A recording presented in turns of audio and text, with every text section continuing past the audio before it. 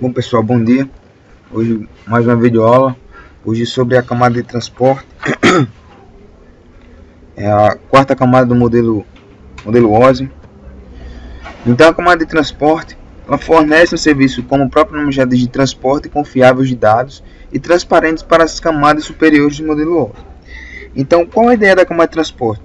A camada de transporte ela vai ter a função de coordenar o envio das informações entre um computador e outro, ou até mesmo entre um computador e um servidor, certo? Então, na camada de transporte, a camada de transporte garante que os dados são entregues livres de erros e sem sequências e perdas ou duplicações. Então, o software que vai implementar essa comunicação, ele pode utilizar de um código com tolerância de falha ou não, que nós vamos ver um pouco mais à frente, que na camada de transporte se utilizam dois grandes protocolos, o protocolo TCP e o UDP. Então, as mensagens elas vão chegar lá da camada de aplicação, certo? Então, tem a minha camada de aplicação. Então, as mensagens elas vão vindo por todas as camadas até chegar na camada de transporte. Então, quando essa mensagem chega, vem de aplicação e chega na camada de transporte, o que é que ocorre? Essa mensagem ela é dividida em vários segmentos. Isso tanto para o protocolo UDP como para o protocolo TCP. Certo?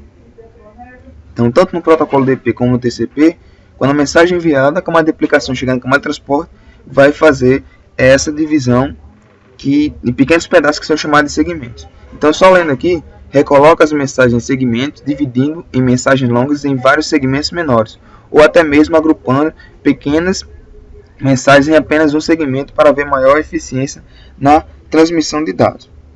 Então, a mesma coisa acontece tanto no protocolo TCP quanto no protocolo UDP.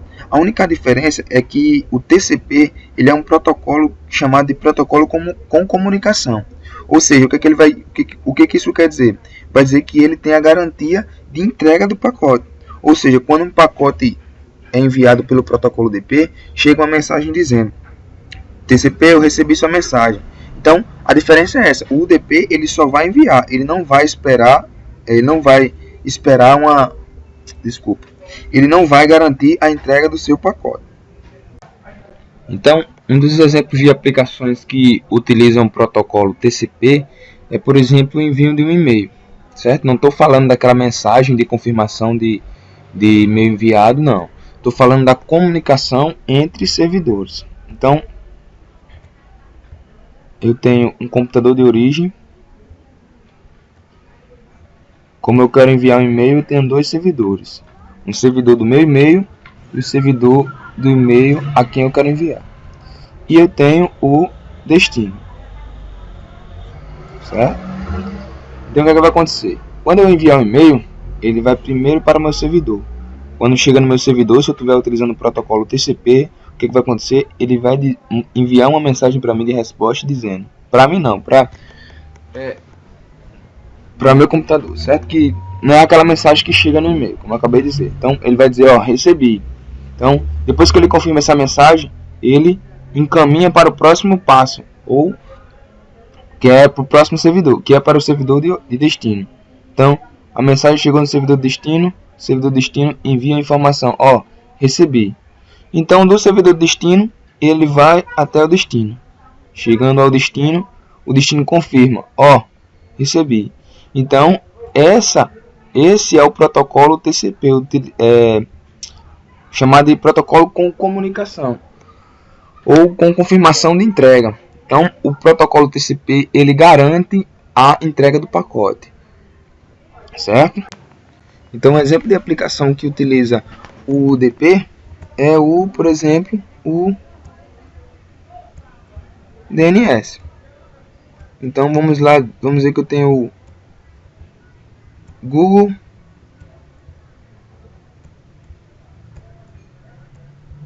google.com, certo? Então estou na minha máquina e pergunto ao servidor: qual o DNS qual o DNS desse site? E o servidor DNS vai responder, é esse. Então, se essa mensagem chegou ou não, o servidor DNS não está preocupado com isso. Por quê? Porque ele utiliza o protocolo UDP. Se no caso, vamos dizer, se o servidor utilizasse o servidor DNS utilizasse o protocolo TCP, aí sim ele iria responder, ó, ele iria enviar, o protocolo é esse. Aí o computador, a origem ia responder, entendido, recebido, entendeu? A diferença entre o protocolo TCP e o UDP é essa, com garantia de entrega que o TCP possui. Uma coisa que é importante frisar na camada de transporte é que há dois tipos de enlace que podem ocorrer na transmissão de dados. É o enlace ponto a ponto, quando há apenas dois pontos de comunicação entre um computador e outro, ou então o enlace multiponto, que ocorre quando há 3 ou mais pontos de comunicação. Um exemplo clássico disso é o enlace em sistema broadcast, que é aquilo que a gente viu na videoaula passada, retrasada, que o e-mail broadcast, ou o sistema broadcast é aquele que eu envio mensagem para todos os usuários ao mesmo tempo, certo? Então, esses enlaces eles podem ocorrer de 3 formas: a simplex, a half duplex e a full duplex. Nós vimos na aula anterior o exemplo de uma comunicação half duplex, que ela pode ocorrer nos 2 sentidos, mas não simultaneamente. A gente deu o exemplo do walk talk. A gente viu na full duplex, que era a transmissão que podia ocorrer ao mesmo tempo, nos 2 sentidos e ao mesmo tempo simultaneamente, por exemplo, o celular. Mas a gente não tinha visto a simplex, que é a transmissão que ocorre em apenas um sentido do canal, por exemplo, um rádio, televisão.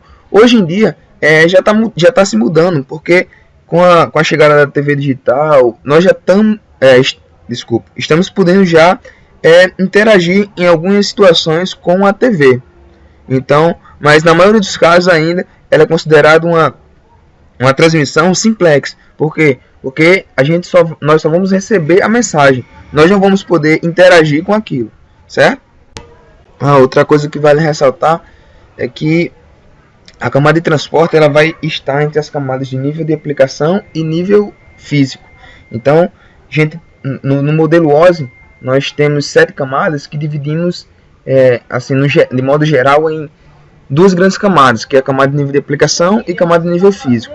Então, a camada 1, 2 e 3, elas estão ligadas com o nível físico. Por quê? Porque elas estão preocupadas com a forma de transmissão de dados.